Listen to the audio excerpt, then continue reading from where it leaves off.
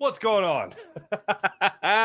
What's going on, everybody? Mark Farzy here, the Farzy Show. Had a little pregame adjustment I had to make here. I hope you guys had a wonderful weekend, and you should have had a wonderful weekend. Everything went right in the Philadelphia sports world for the vast majority of it. We get 3 or 4 out of the Colorado Rockies from the Phillies, which was beautiful. Bryson Stott hitting, Brandon Marsh hitting, Nick Castellanos has a 2-home-run game.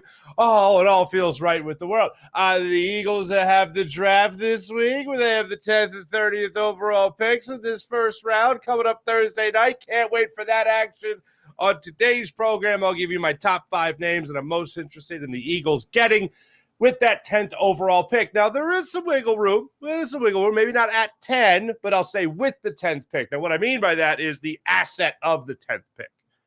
So if they pick at 8, chances are they're going to use that 10th pick to move up to 8.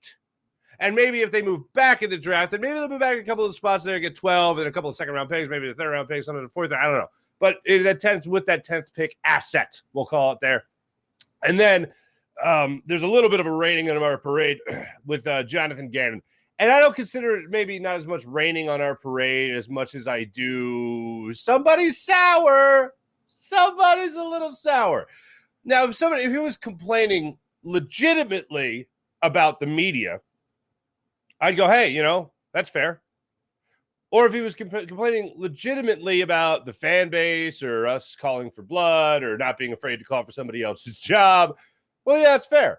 But the way he frames this is something I like to call the fake take, okay? In this world we live in, we have the hot take, and I like to say that we have the fake take. Now, the fake take I've used and talked about many times when it surrounds Rhys Hoskins. For instance, people talk about Rhys Hoskins as if he's the greatest baseball player in the world. Nope, fake take. Nobody talks about him like he's the greatest baseball player in the world. And then people say he's the worst baseball player that. Nobody says he's the worst baseball player in the world. Those are fake takes used to present your own agenda. Whoever that person is giving their agenda, when they go to the extremes that no one is saying, that's called a fake take. And Jonathan Gannon, I feel, provides a fake take about what happened here in Philadelphia and his time here in Philadelphia. So we'll get to that throughout today's show. Welcome in. 76ers, they sweep the Brooklyn Nets just as I had wanted them to, just as I had suspected them to. And, of course, we can't have nice things entirely when it comes to Joel Embiid. I mean, swelling in his knee, and he couldn't participate in Game 4. The little bit of me just I went into the conspiracy theory idea there that maybe, maybe it wasn't. Maybe for the people on the podcast, maybe it wasn't knee swelling.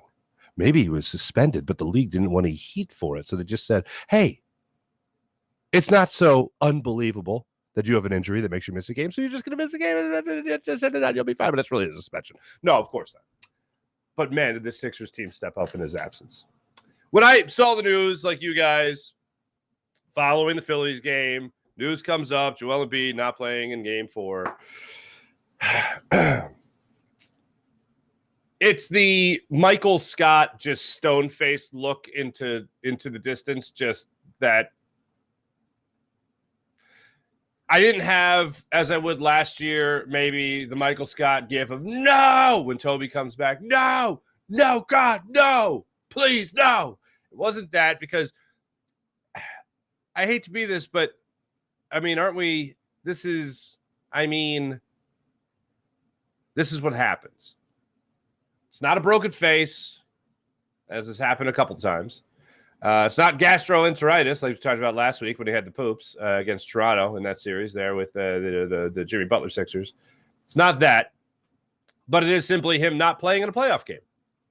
And this is, for the very real takes out there, very much non-fake takes, this is a very real thing for Joel Embiid, where when the 76ers are in the playoffs and they need the man, sometimes, a lot of times, a bunch of times, he has not been available. The good news about this is that they didn't need him against the Nets in Game 4, that is. It would have been nice to have him. I'm not saying I'm glad he had a game off. No, I'm not saying that even a little bit. But when you see guys like Tyrese Maxey and Tobias Harris, guys down the end of the bench stepping up, see your sixth man as he was acquired to be, DeAnthony Melton playing like the sixth man he was acquired to be, and the Sixers were able to close out this game against the Brooklyn Nets without their MVP. Oh, yeah, that makes you feel pretty damn good. And what I have asked for since the All-Star break is give me the most confidence you can possibly give me before the second round of the playoffs, before you take on the Boston Celtics, mostly. Give me the most confidence you can. Well, it's a sweep of the Brooklyn Nets. So you did exactly what you were supposed to do against a far inferior team. A team that some people, when the playoffs rolled around, they went, oh, they made the playoffs? No way. After the fire sale? And then you also looked at it like, all right, well, now you don't have Joel Embiid for game 4. So if they really complete this sweep now without the big man, without the MVP, that's going to be a nice little confidence booster. It's all come together nicely for the Sixers. And now I'll tell you this right now. I know some people want this series with the Boston Celtics to go on. I know you want to see the series drag on for a little bit here, and maybe the Celtics will be a little banged up, a little tired by the time they play Philadelphia. It's a couple of games. I don't think that matters. And I'm certainly not going to be rooting for anyone to get hurt in any other game, so that's not happening. But when it comes to this Celtics team being prepared for the Sixers, whether the Sixers get the sweep, which they did, or the Celtics wrap it up, or the Celtics go 7 games, it's still going to be an absolute dogfight. And the only way I see the Sixers winning that series is if Joel Embiid is every ounce of the MVP that he will be this season. And what's troubling even about that, as I counter my optimistic point of view with the pessimistic point of view, is that even when he was at his best, a 52-point game, and they just barely squeaked by the Celtics were yet again shorthanded. And the Sixers have faced the Celtics at least, 2 out of the 4 times this season with a banged-up roster where the Celtics were shorthanded, and they only won one of those games? That's no bueno. Don't like that.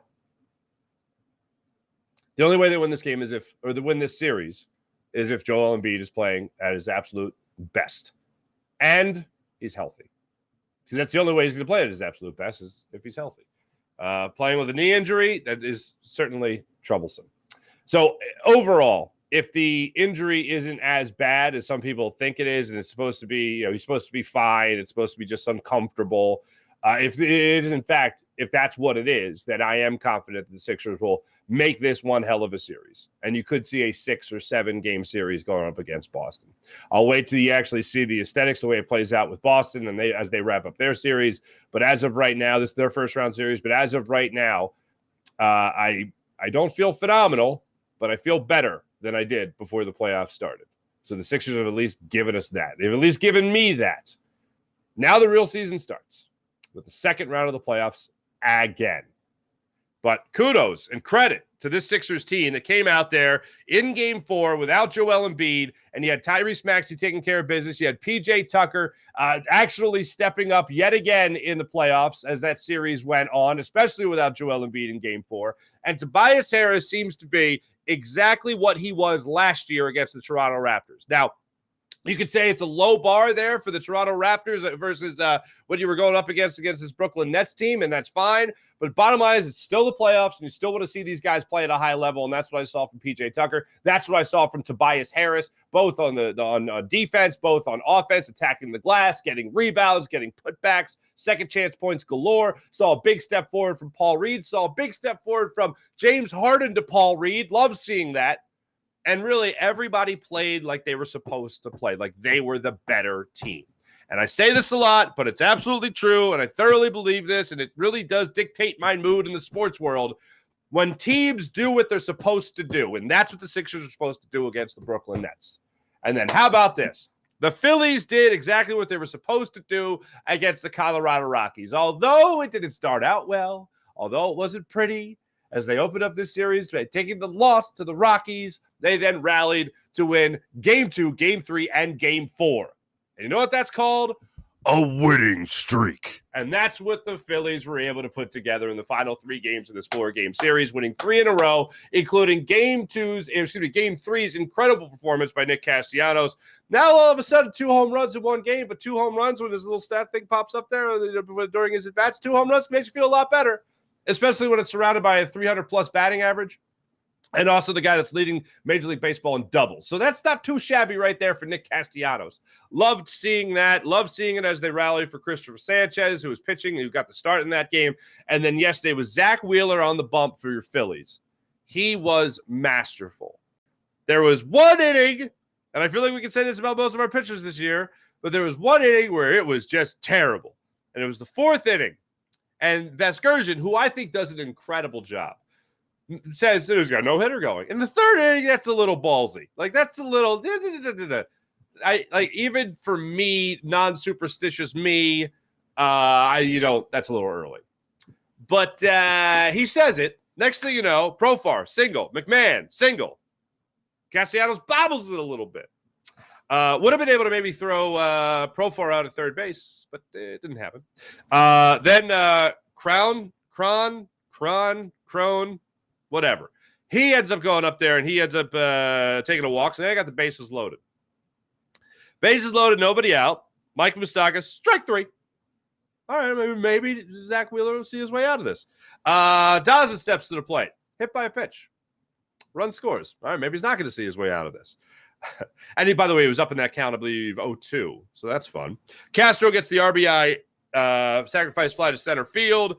So now it's 2-2. It's a tie ball game. And Tavar comes up with the RBI single. And now it's a 3-2 lead in favor of the Colorado Rockies. Oh, all right. So now I got 3 runs in the fourth inning. Bailey Falter had a 3-run inning. Aaron Nola had a 3-run inning. Now you got Zach Wheeler with a 3-run inning. 3-run innings really killing these Phillies. Not a lot of fun. But sure enough, in the very same inning, the bottom half of the fourth inning, the Phillies offense did what they were supposed to do. Now, they were already on the board with a solo home run by Trey Turner in the first inning, which was great to see. But in the bottom of the fourth inning, they got the offense going again. Schwarber walks. Castellanos gets the single. Profar. So close, yet Profar, again, just traps that ball in left field. So next thing you know, you got runners on first and second. You got nobody out. Brandon Marsh comes up, walks the bases loaded. The bases are now loaded after Brandon Marsh's walk is the way to put that. JT Realmuto gets the RBI fielder's choice on an out. Alec Boehm steps up to the plate. JT Realmuto steals second base. Here's something that's fascinating. JT Realmuto stole base earlier in the game. He tried to steal third, which I thought was stupid. Yeah, but it was stupid. But because he was called out, and also because Clemens was at the plate. I know Clemens ended up hitting a solo home run in the third inning to give the Phillies a 2-0 lead at that point. But Realmuto steps up in the fourth inning, steals second base with Alec Boehm at bat. The reason that was so clutch is because if he doesn't steal second base, then the ball Alec Boehm actually hits next would have been an ending double play. Instead, it wasn't that at all. It was the go-ahead RBI. So Alec Boehm grounds up the middle of the shortstop. Instead of being able to turn 2, they just get 1 out, a run scores. Phillies go up 4-3 in that fourth inning. And then from that point on, it was pretty much cruise control for the next couple innings there for Zach Wheeler. Ends up throwing 111 pitches, gets 11 strikeouts in the game. For the vast majority of this 6 innings that he was out there, he was absolutely dominant with the exception of that fourth inning.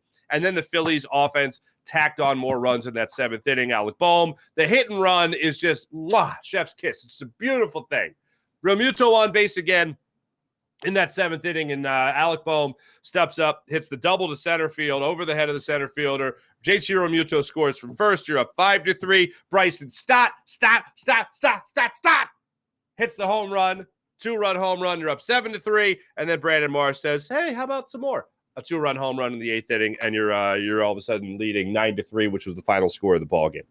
I tweeted it out yesterday, and I said it on the post game on Jacob Media after the game.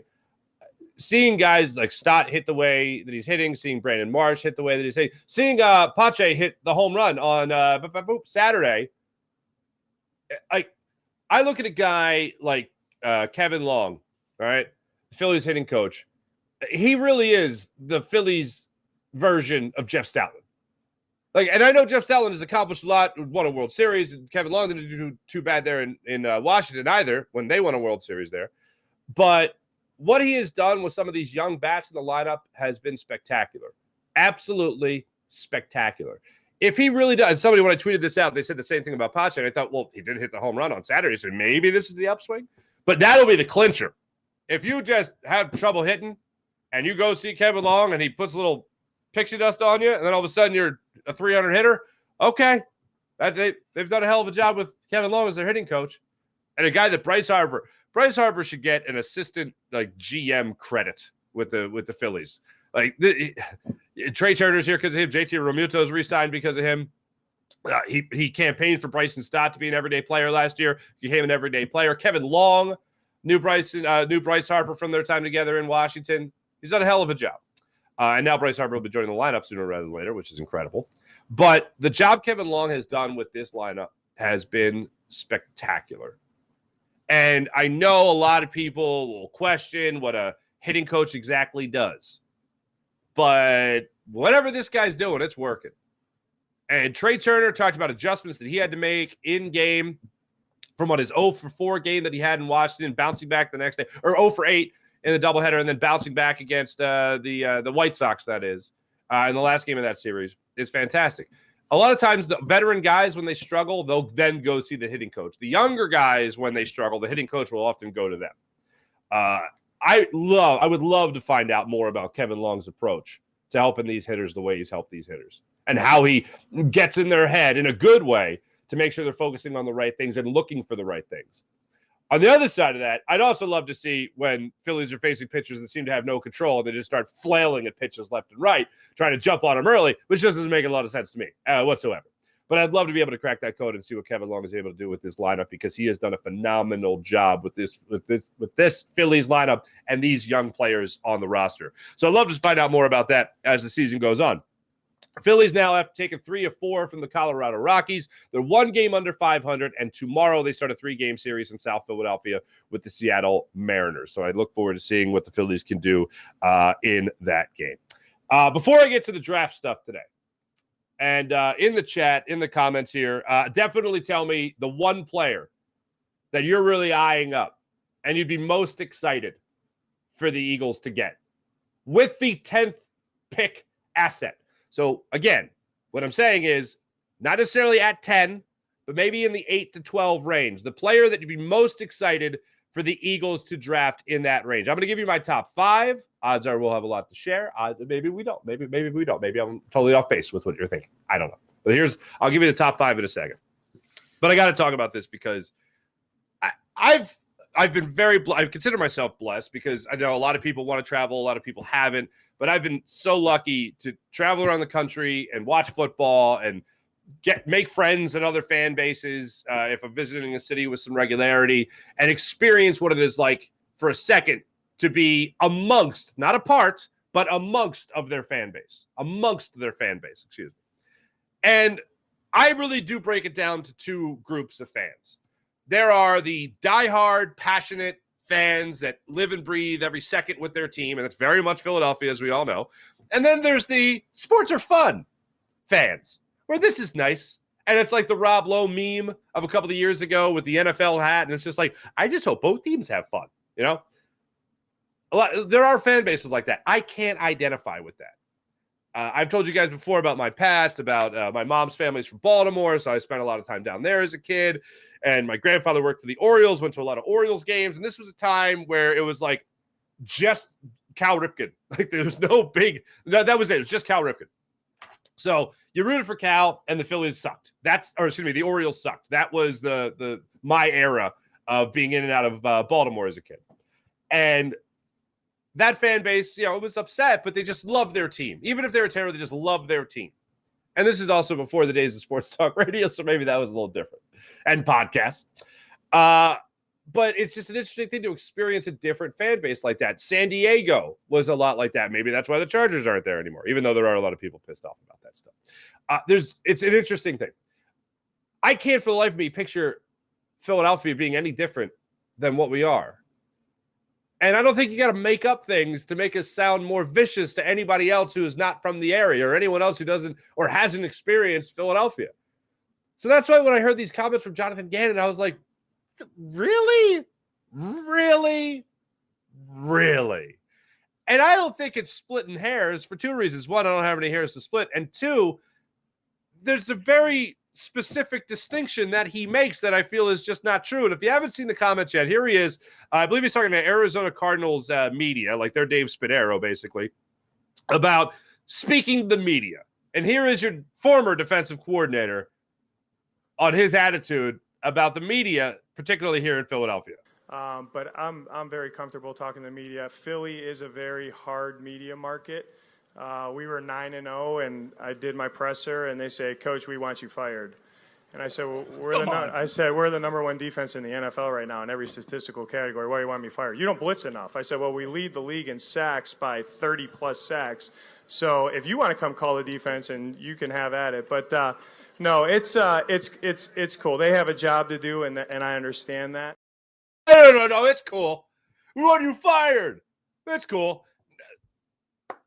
The way he sets this up is like, "Hi, I'm Jonathan Gannon. I'm your new defensive coordinator. We want you fired." I'm sorry. I'm taking questions. I'm sorry. Is that a question? I want you fired. Is there a question? I don't hear a question. Or like last season when they were incredible when it came to getting after the quarterback. And I don't know if that's by design or just the fact that there's some talented dudes on that defense. 9-0. We want you fired. When it was his weekly press conference, that's the way it sounds. It sounds, the way he presents it is if Jimmy Kempski got everybody together and was just like, "All right, guys, when he takes the podium, all right, we're all just going to look at each other and say, we want him fired, right? Just a few thoughts on the game. We thought we did a great job against them, and we did this, and that was the way we did it, and just credit to the players rather than the next team." Coach, before any questions, we would all like it very much if you were fired. And that's it. We have no questions today. But that's not the way it was. And the way Jonathan Gannon presents. Now, first off, that would be hilarious. And I'd love to air that press conference, but whatever. So the way he sets it up is that Philly media literally had it's like they had a intervention with Jonathan Gannon. "Look, we know numbers are good, but you're just not blitzing enough. And here's how it hurt me. I was at a bar having fun with my friends, and I thought if we were just a little bit more aggressive, we'd had at least 2 more sacks, and that was 5 more high fives around the bar that I would have had, and maybe 1 more drink. And the way you didn't blitz really hurt my feelings." That's the way he makes it sound. And that's not at all how it is. Here's my biggest experience, my biggest takeaway from my experience of getting to know different fan bases in their natural habitat. Philly has we already have a reputation. One of my favorite experiences was I was in Los Angeles, and I met a guy who had a Rams jersey on, whatever. And I was like, "Oh, how the Rams going to do today, whatever." And we were talking, and he's like, "Where are you from?" I said, "Philadelphia." And he goes, "Oh, geez." Now, this guy was Mexican-American. He had just passed, okay? He had just passed his Become American test, all right? So he's a citizen, right? So I'm talking to this guy, and the 2 things he could tell me about Philadelphia, okay? Declaration of Independence. I'm sure that's on the exam, all right? And we booed Santa Claus. Those are the 2 things he can tell me about Philadelphia. So our reputation is well known. You don't got to make it up. We're bad enough in a lot of people's eyes. But Jonathan Gannon felt it necessary to say that at his press conference, the media was saying, "Coach, we want you fired." Now, were media members saying that? Absolutely. But that's not abnormal. Here's one thing I will say. Across the board, you can get a lot of fan bases to buy into we want this guy fired. And you're going to have 10 to 20 very loud fans that are like, "Yeah, we definitely want him fired." Okay? It might not be the majority, but it might be the loud minority. You don't need to make it up about us. That just sounds like he is sour about his time in Philly. And you know what? I was starting to like the guy up until, the second half of the Super Bowl. But when he was in traffic on the way to the 49ers game in the playoffs there, and he's like, "We're going to gut these guys." We didn't say guys. Like, that's great. We love that. That's wonderful. You know what else we love? 70-plus sacks this season. That's also wonderful. Being a top 10 defense in points and in yards. It's great. We love that. No media member during a press conference is saying, "Coach, so we've all met, we've all talked, and the consensus is we all want you fired." Of all the things That makes it seem like the biggest bunch of jagaloons in the history of the planet. And guess what? A lot of people already think we're that. But now they're going to think that our media members handle like that. Jonathan Gannon from the top rope with a fake take. All right. Now, before we get into all of this with the NFL draft, I just want to tell you that you are, of course, watching and listening to The Farzy Show. And it's brought to you by Steven Singer of Steven Singer Jewelers, the other corner of 8th and Walnut, right there on Jewelers Row. Steven Singer Jewelers, one place, one price, the perfect price online at IHateStevenSinger.com. That's IHateStevenSinger.com. Ladies and gentlemen, here we go. The moment you've been waiting for. These are the players, top to bottom, that I most want the Philadelphia Eagles to get with the 10th pick asset in the upcoming NFL draft, the first round, Thursday night. Number one, the guy I'm most happy about, the guy that I would absolutely love to see in a Philadelphia Eagles uniform next year, in this upcoming season. Most wanted, Will Anderson Jr. Oh, Mark, he's not going to be there. I told you earlier in the week, I'm not putting anything past Howie. I'm not putting anything past Howie Roseman. This is the most logical, this is the most impact combined player you can get in this draft. Logical because I believe if Howie really wants him, Howie's going to go get him. Logical also in the idea that the Eagles are always going after edge rushers. The Eagles always love this guy, always love that type of player. They always love to make sure that their offensive and defensive lines are bolstered. I do not think that the offensive line is going to be a priority in this draft. I don't think you're investing a first or second round pick in the offensive line. I think they're going to continue to add to the defense. So when I talk about this pick, I'm talking about somebody that is a logical pick, somebody that could be with the Eagles for a long period of time, and somebody that the Eagles, without question, are interested in. So with that 10th overall pick asset, meaning they move up a little bit or they move back a little bit. Definitely not Will Anderson moving back, but if they move up a little bit, I think he will be in the Eagles' range with that 10th overall asset pick. Will Anderson Jr., number one. Number two, we're keeping it on the defensive line, Jalen Carter. Obviously more logical than Will Anderson Jr., but also filling the same boxes, checking the same boxes that Will Anderson Jr. does when it comes to this team getting a dominant pass rusher. Will Anderson Jr. more dominant. Jalen Carter still pretty damn dominant on the defensive line. A very versatile player. Can use him outside, can use him inside. The guy can just push bodies around. Absolutely love what he brings to the table. Oh, it's a lot of Georgia guys. Yeah, I'm fine with that. If Georgia keeps cranking out NFL players, dominant defensive players, guess what? Come on down. All Georgia defense. Yeah, I don't care. You guys know each other? You guys have met? Oh, cool. That's not a bad thing. Absolutely love it. Jalen Carter, more logical, more probable than Will Anderson Jr., but would love to see what he could bring to this defensive line. And I look at guys like Fletcher Cox. I look at the loss of Javon Hargrave. You're going to want to continue to bolster what you have on that defensive line, because if Sean Desai is going to be anything close to Jonathan Gannon, which we're all but exactly sure he is going to be close to Jonathan Gannon, well, then you're looking at a very similar type of scheme. You're looking at a very similar type of philosophy. So that means you're going to have a defensive coordinator that is not going to be all about the blitz. He's not going to be all about being aggressive.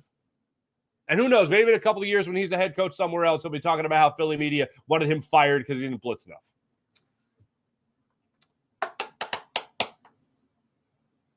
Makes the most sense. After Jalen Carter, after Will Anderson Jr., after Jalen Carter, it's another edge rusher. I don't know what it is about Myles Murphy. Maybe it's the fact that he's awesome, that I would just love to see him in a Philadelphia Eagles uniform. Again, the two categories here are probable and excitement. I'd be excited if the Eagles get Myles Murphy. Now, again, this would be probably more along the lines of trading back, maybe around 12. And you get a guy like Myles Murphy out of Clemson, see what he could bring to the table here as an edge rusher. But a just dominant player, again, versatile player, very quick, very strong player that the Eagles love to have on their edge. Just any NFL team would love to have on their edge, but especially the Philadelphia Eagles. What he brings to the table is speed, it's quickness, it's strength, It's knowledge and it's experience. He's got all three of those things. Some of the younger guys in this draft, some of the guys I'm about to mention, as a matter of fact, don't have that same amount of experience. Myles Murphy has that experience that I know the Eagles would like to see. Those are the three guys, all on the defensive line, that I think are most probable and would also make me the most excited about the upcoming Eagles season, especially on the defensive side of the football. When it comes to probable, these names have picked up some steam. We've talked to some guys recently, our friend Thomas R. Peterson. We've talked to Derek Gunn. And this day we talked to Dave Zingaro of NBC Sports Philadelphia. And I'm going to group these names together because for me, they would do the same thing. Devin Witherspoon and Christian Gonzalez. Two cornerbacks on the younger side that would come in here and be in the learning process in Philadelphia. They'd be playing behind Darius Slay. They'd be playing behind James Bradbury. And they're two guys that wouldn't get starters reps by any means, but they would be in the grooming process to get ready to take over for those guys whenever it is that their skills deteriorate or they decide it's time to move on, either the club or them decide it's time to move on. Those are two guys that I could absolutely see the Eagles taking. Would they make me the most excited? Absolutely not. Because I want the first-round pick to come in here and be a starter. Boom, starter, impact. I want that first-round pick to be almost like a big free agent signing. Oh, we got this guy now. This is great. This guy's going to be great. Ready to play from game one. Yeah, from day one. If you're picked in the 8-12 range, you're a starter. Your first-round pick should be a starter. But really in that range, I want that person coming in here and being good immediately. And maybe in some aspects you're trading back for more assets and still getting one of these guys. But those are two names right there that I'm going to put in the same category. So I'm actually going to give you a bonus name here. I've given you 6 names in total. Those are 4. When it goes from Will Anderson Jr., goes to Jalen Carter, Myles Murphy. It also goes Devin Witherspoon, and it also goes Christian Gonzalez. Both cornerbacks right there. Devin Witherspoon out of Illinois and Christian Gonzalez out of Oregon. And then I've done it. I know it's a running back.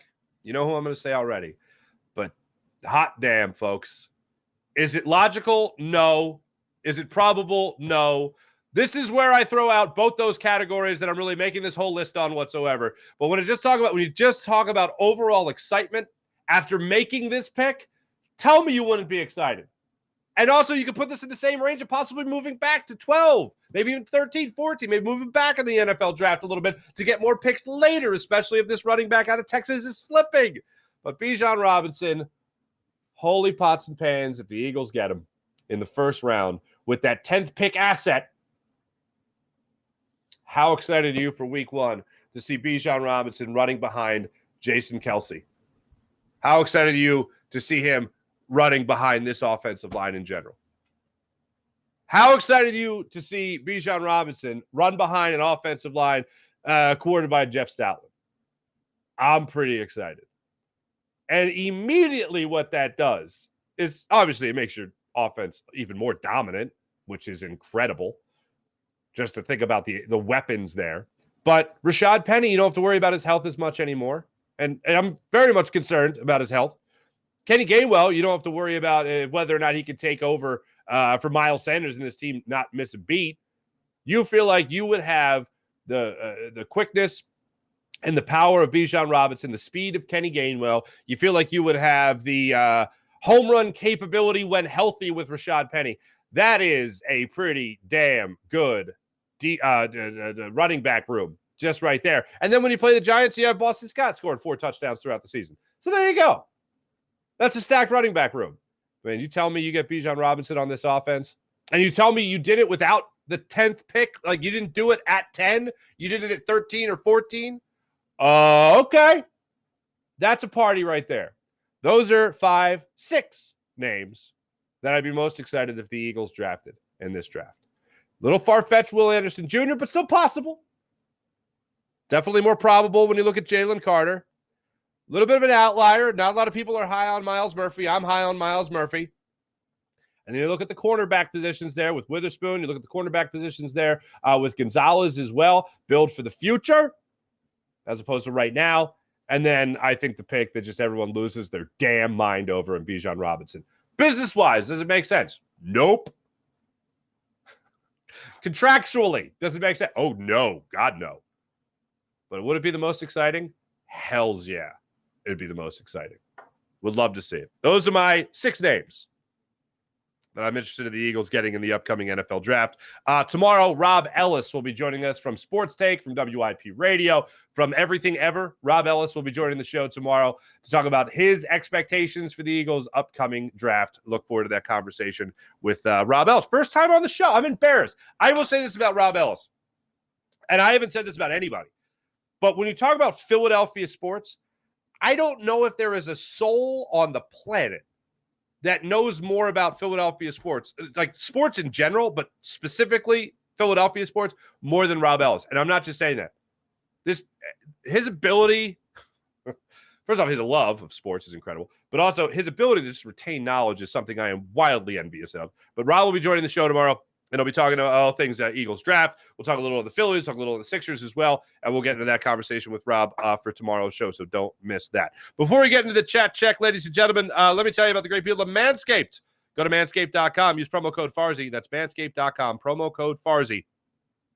To join 4 million men worldwide who trust Manscaped and their skin-safe technology that helps you reduce the risk of nicks so you can manscape with confidence and comfort. So check out manscaped.com. You'll love their Platinum Package 4.0. Oh, it's incredible. The Platinum Package 4.0 trimmer is insane, as well as their Lawnmower 4.0 trimmer as well. That is just fantastic. So check out Manscaped at manscaped.com. Use promo code Farzy for 20% off and free shipping at manscaped.com.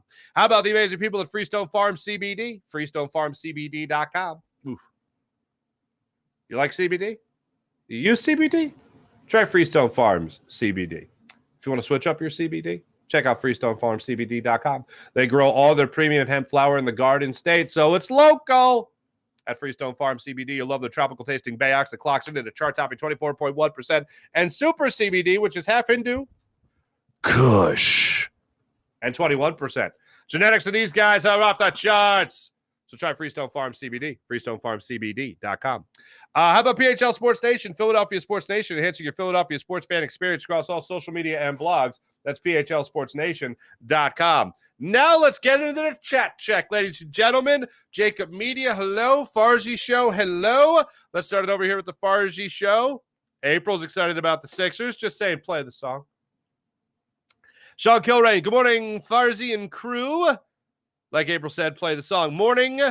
Morning, Melly. Smoke him if you got him. I believe you already have. Fuji, good morning, Mark. Good peeps. Happy Monday. Play and smash the bell. 3 days to the NFL draft. Let's go, Birds. Mally, hello. Sean Kilrain. As part of the Eagles front office evaluations, Lucas Van Ness apparently had taken a $100 bill. Why is the movie Draft Day getting so much play this year? I feel like it gets play every year, but this year it's really getting play.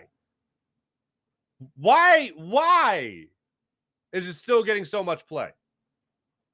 You know, I have talked to a couple NFL players about that movie, and they're like, the movie might be hokey, but there are things in it that are very much true. Like, think about this. You have the number 1 overall pick. You're about to invest that pick and the future of your franchise in that pick. You're going to do everything you can to find out about that player. So if no teammates goes to his birthday party, you're gonna be curious about that. You're gonna be, what the hell? Why did nobody of his teammates hate him? Why no teammates go to his birthday party? You're gonna think about that. They supposedly tried that. No, what did they do to Randall? Did they give Randall? I feel like they gave Randall a videotape of like a blank videotape. And they said, hey, tell us what you think about these defenses. And apparently he came back. I shouldn't say Randall because I'm not sure and I don't want to put this out there. So don't quote me on this. And they gave him a blank videotape and said, what do you think about these defenses? He came back the next day. He was like, these are great. And they're like, dude, it was blank. We knew you weren't watching the whatever. But those things happen. So taping the $100 bill, that happens. Go Sixers. All right. Sean Killian. Sirianni implement this last season. You believe this? What? Are you talking about the dollar? Mally, we need a day between Saturday and Sunday. We absolutely do. Oh, Mally, we need the twerking penguin. I got to find the twerking penguin. I don't know what happened to it in the move. It's probably in the garage.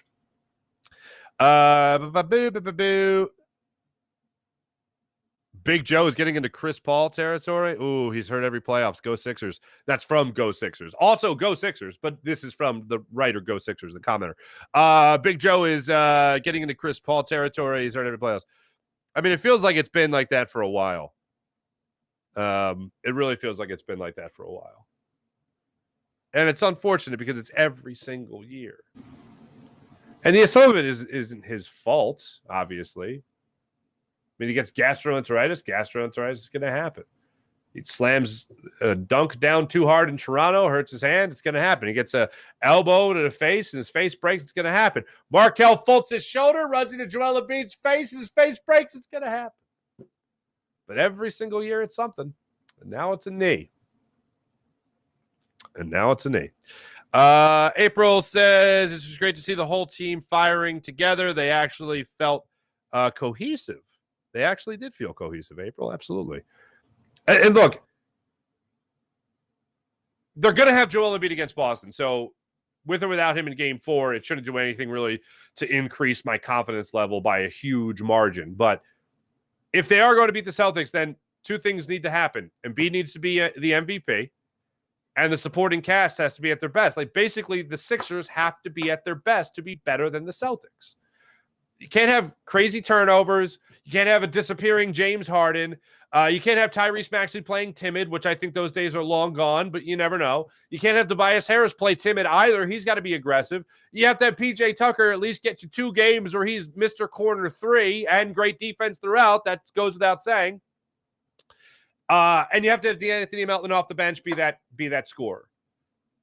And Paul Reed's got to get you the good backup minutes as he's been doing. And all these guys, for the vast majority of this postseason, have done that. The X factor, and I meant to get into this earlier, but it slipped my mind, but the X factor in this series, beyond a shadow of a doubt, is PJ Tucker. We're going to talk about Tyrese Maxey. We're obviously going to talk about James Harden. We're going to, of course, talk about Joel Embiid.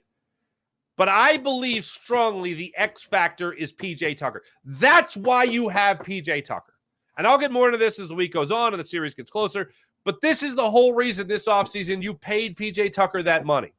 Because the man knows how to win. And where the guy goes, they win. They advance. They find a way to survive. They find a way to fight. And they keep fighting. And they survive. And they advance. When you look at this Sixers squad, they cannot get the Celtics off their back. We've talked about this in plenty of other sports. Teams that just for whatever reason have our team's numbers. The Celtics have had the Sixers number. What are we talking about here in the process here? 3 years where we've been eliminated by the hands of the Boston Celtics? Or 2 years, rather. One in the bubble. One was the other. Before that, with Ben Simmons, the 1-point game. Remember that? It's happened. Even before the process started, they get bounced out in the playoffs in that seventh game of the second round that I reference so often. The year after that, they were terrible, and the process began. Get past the second round of the playoffs. Before anyone really starts talking about, the process was a success, the process was a failure. Get past the second round of the playoffs. Get past the point you were at just before the process started. And that's where we can really start determining whether or not this was a success or not. For me, it all comes down to the second round. I've waited, like you have waited, 50 days to get back to this point. And here we are. Don't disappoint. Please don't disappoint. Michael Branconi, what's going on? Is Nick Castellanos' start real or a mirage? I think it's real. Look, we've all been waiting for Nick Castellanos to get to the point that he's at now, where he's hit a couple home runs for you, which is great, off the schneid as far as that's concerned. But the batting average this season has very much been there. And it wasn't there last year like it is this year. And that's why when you watch Nick Castellanos and what he's been able to do this year, that's why it's so encouraging. The power numbers haven't been there, but the on-base percentage is good. The batting average is good. Doubles have been the best in Major League Baseball, which is fantastic. And you're getting a guy as a 4-hole hitter that has a 307 batting average, a 378 on base percentage, and he's got you a couple of home runs. The oldest adage in sports, and I think it was Mike Schmidt talking about it on Saturday, that home runs are supposed to be accidents. You're not supposed to go, and here's a home run, whammo. You know? No, it's supposed to be you put a good swing on it, and it travels very far beyond the wall home run. What a coinky dink, right? Mike Schmidt talked about how home runs are supposed to be accidents. With Nick Castellanos hitting the ball the way he's been hitting with doubles, it's been line drives. It's been great contact. He's been doing a phenomenal job of that this season. When I look at the way he is starting out this year, I am very excited for what it could mean for May, June, July, August, September. It's definitely where you want him at the beginning of the season. I think for him, home runs will come in bunches for him this year, and there's no better example of that than a 2-home run game. I'd like to see a couple more before we get out of this month. That'd be nice. But as of right now, if you have a 4-hole hitter and he's got those numbers when it comes to his batting average, his on-base percentage, his doubles, I'll take that because that means runs are going to happen. And I've used this expression a million times with table setters like Bryson Stott and Trey Turner. And then in a week and a half, you're going to get Bryce Harper back in the lineup, who's not even playing a rehab assignment. What kind of android human is Bryce Harper where it's just like, healthy program, game mode, go? Like, what is that? That's how he is. God bless him. So I look forward to that. I just saw myself do the robot in the monitor. I'm a big dumb idiot, folks. Mary, everyone's saying good morning. Ooh, okay. Fuji likes Bijan Robinson and Miles Murphy. All right, so you're with me right there. Bruno Fornazari. Bruno says Bijan, Carter, Skoronski, trade back. Okay, I see what you're saying. As I previously, because I like, we're on the same page. We're on the same page, except the offensive lineman, I just don't see them investing in here. I mean, you talk about non-sexy picks. I think Gonzalez and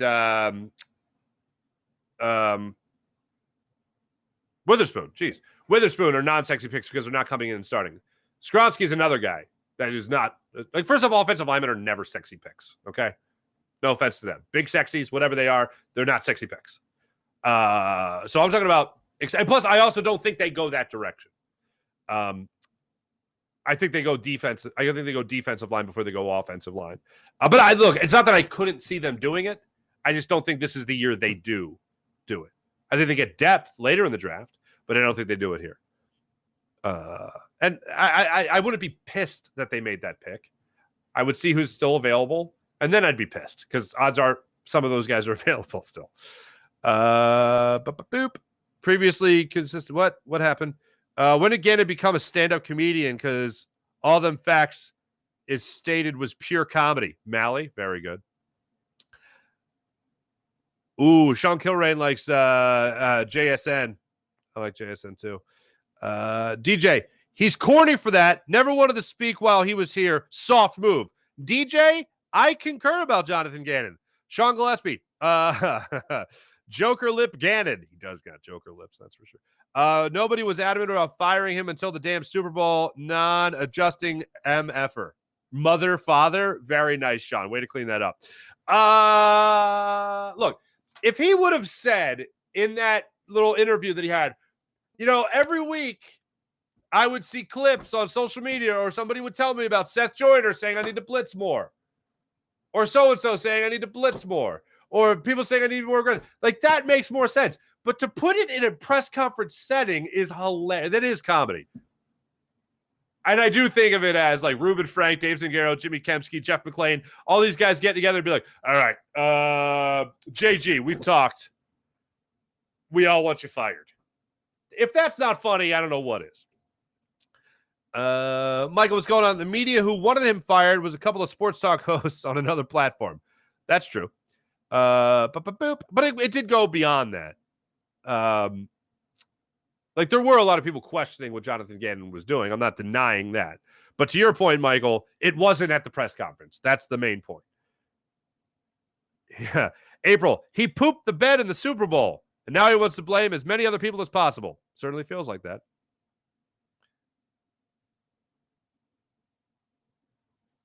Wait, what? Oh, April, no, I did see that. You were at the Renaissance Fair. Good for you. I have not been to the Renaissance Fair. I'd like to go to the Renaissance Fair just because I'm a history nerd, and I feel like I'd enjoy that. Anyway, got to check that out. Mihai Sanchez. What's up, Mihai Sanchez? Good morning. Great Sixers sweep. Not excited yet, though. I was at the Phillies game yesterday. My buddy and I did not get pictures with the NL pennant trophy since I could have been future curse. Since I could have been a future curse, says Mihai. Thank you, Mihai, for considering all of us. T-Bro, no twerking penguin? T-Bro, I guess I should do a Peacock call because the Phillies were on Peacock yesterday. And to the Jacob Media people, you're welcome that I didn't do a Peacock call after the game during postgame yesterday. So perhaps I'll do one at the end of today's show. Harper is actually Wolverine. Don't tell anyone. April, that's a good point. Hey, with Embiid hurt, Sixers are doomed. Hey, come on. Bruno, what do you think about trading back? Who would trade with us? Not sure yet. But if they do trade back, I'm for it. I don't think it's likely that they trade back with the 10th pick. I don't think that's likely. I don't think that's the number one thing they do. I think they do anything, they move up. But one thing I will try to remind people of, next year the Eagles have 11 draft picks. The 2024, here's a prediction I'll make for you. A general prediction, no player specific. But a general prediction I'll make is the 2024 draft will be greatly impacted by Thursday night. And not just this Thursday night, but next year's draft will be greatly impacted by this NFL draft in general. That's what I'll tell you. So I don't think it's likely that they trade back for more picks this draft, but I think they used picks from 2024 in this draft. That's what I think happens. Murphy is an impact player with a high motor. We haven't drafted an impact DN in a while. I'm with you there, Mike. Fuji, Mark, do the Peacock call. Guys, hold on. Let me get over to Jacob Media, see what you guys are up to. Mint Diggity. What's up, Mint Diggity? It's a Philly thing. You're damn right it is. Sean Mayfield, Sixers finally getting out of the second round. Oh, Sean Mayfield with the optimism. We reached the finals as well. Oh, pots and pans. Sean Mayfield coming over here for the optimism. Love it. Thank you, Jacob Media. Appreciate you. Back to the Farzy show. All right.